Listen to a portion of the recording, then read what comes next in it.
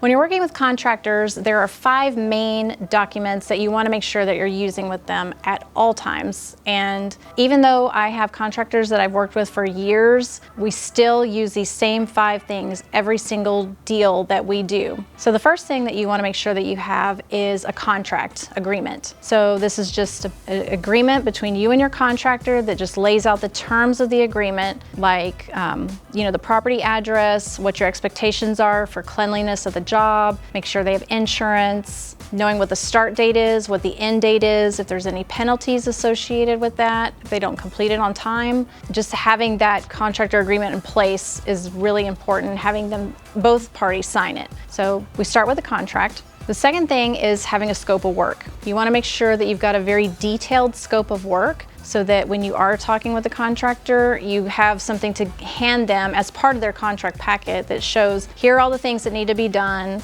in each room with as much detail as you can provide as possible. The third thing would be to have a material spec sheet. So I like doing these because I can really lay out what I want them to use, and it helps me with the pricing too. Because I've done my research, I know that we're going to use this vanity, I know that it costs this much, and I can provide the SKU and the price, and that helps us keep in line with pricing on the job, but also the quality, is being controlled. So they know what paint colors to use, they know what vanities to buy, they know what tile to get. All of those things are listed out for them. So there's no room for them to use some, inferior product or use a wrong paint color or something. You've got it all laid out for them. So the material spec sheet's really, really important. The fourth document that we use is the draw schedule. And this is possibly one of the most important things after the contract, because you want to spell out how you're gonna pay them and what the amounts are gonna be. So I do my draw schedule based on milestones.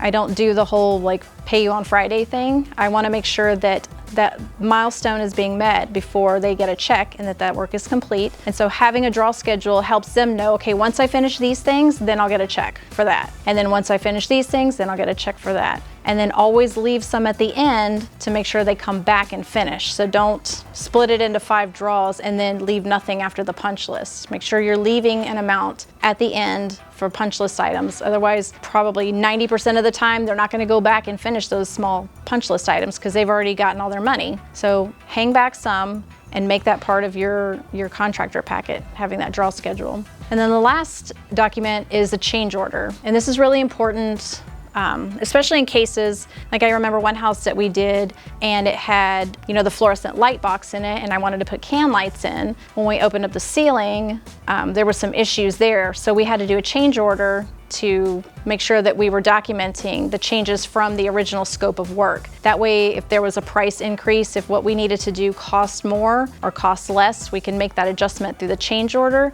and that it was agreed upon. It wasn't something the contractor just randomly decided to do himself. It was something we talked about, we documented, and then we agreed on it. So those 5 documents are really key when you're working with contractors to protect you, to protect the quality of the job, and to maintain a good workflow with your contractor and with your business. If you want to learn more about dealing with contractors, I'd love for you to visit my website at themelissajohnson.com and get more information there.